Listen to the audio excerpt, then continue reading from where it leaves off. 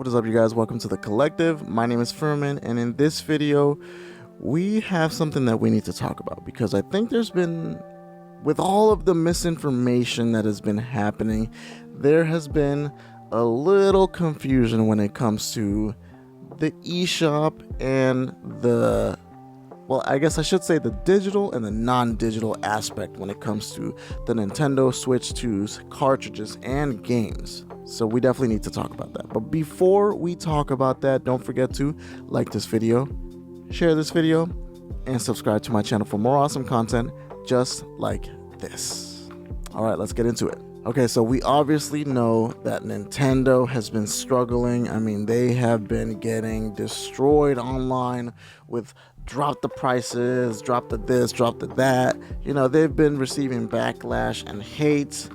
And while, you know, I don't necessarily agree with all of it, I do agree with the fact that there's been a lot of confusion, okay? There has been a lot of issues when it comes to that. And I think the not being transparent and the not just completely being open and talking about it has made things so much worse, because people read the information and they just ran with it. So what we're talking about in this video is the key cards, this little guy before the Switch 2. So people have had a lot of issues when it comes to it, because obviously the games are getting more expensive. And then there's not just games, okay? There's not just games that are coming out for it. It's not just the full games being on here, which I do agree. I think all of the games should be on here. I think the whole game should fit on the cartridge, in my opinion. But I think where a little bit of misinformation ended up happening was when it comes to the key card version of it, okay? The cartridges that only include a key to unlock the game. I understand when it comes to speaking longevity wise, I think that might be an issue, because we don't know what that's going to look like. We don't know if you're going to be able to buy those key cards, or, you know, if any of these games are going to work after the eShops and the servers shut down for any of these modern consoles. We just don't know. We don't have that information. The last few that have dropped off have been the Wii U and the 3DS and, you know, things like that. And, you know, they still work. Like, I think you can still download the updates and stuff like that, or the rest of the games. But most of the games for those consoles were on the cartridge or the disc, so we didn't really have to worry too much about that. But when it comes to this, I get it. It is a little confusing. It is a little bit scary when it comes to it, but I don't think it's going to be that bad. I think when we're talking about right now, the next 10 years probably, it's not going to be an issue, and this is actually a pro-consumer thing. So the whole basis of having a game with just a key on the cartridge is really supposed to be looked at as more of a digital purchase. It's making a digital purchase tangible. This is the way that I see it. This is the way that it kind of makes sense for me. You have a game that is technically a digital purchase, but you're just able to move it. You're able to transfer it to someone. You're able to sell it back to GameStop if you want. You're able to sell it. So that is a huge thing. I mean, that is a huge pro-consumer move. It's an awesome thing, and I don't really understand why people don't get that. I mean, I get the fact that, yes, in hindsight, it looks like you're not getting an actual game. It just looks like you're getting a key to access the game.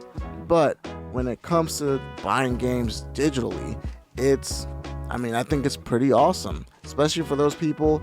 Like, let's say you're buying a game that you'd prefer to have it digital, but at the same time, you know, you're kind of iffy about it.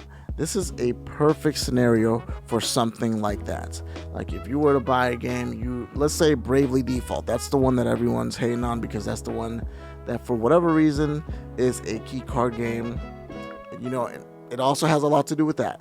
Why is that the game that they chose to put on a key card? It's Bravely Default. This is a 3DS game. How intensive can it be? Like, there's much bigger games that are going to be on the cartridge. I mean, we obviously know it's just Square Enix being greedy.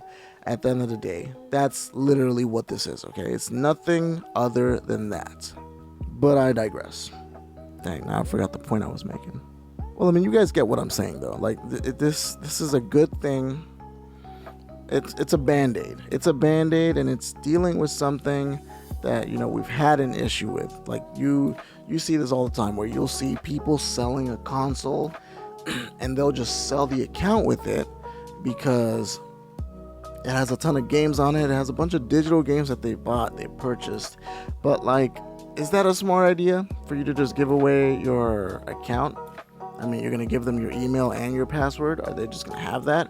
What if you decide to change your password and then they lose access to it? That's just not safe, and that is not smart. So I do think that this is an awesome thing. I still prefer to buy physical, but that's just me. But, you know, I don't see the key card situation as being all bad. I think it is a better way of buying digital games. Well, I guess unless, you know, the reason you buy digital is to not have to swap the cartridges out. Then I guess it kind of defeats its own purpose there. But, you know, that's beside the point. We don't need to focus on that. Let's focus on the positive, okay? Let's not focus on the negative.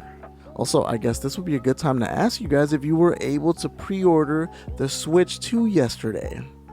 Yes, I'm doing a little time traveling right now. Woo! Because technically I'm recording this on Friday from last week, but this is coming out Friday this week. And I'm asking, were you able to pre-order it? Did you pre-order the Switch 2? Do you want to pre-order the Switch 2? Did you miss your chance? Are the pre-orders still live? Did it sell out immediately? So many questions, so little answers. Alright guys, that is the end of the video. And as always, do not forget to like this video, share this video, and subscribe to my channel for more awesome content just like this. And we will see you guys on the next video. Peace. Whew. All right. I don't know what to say now.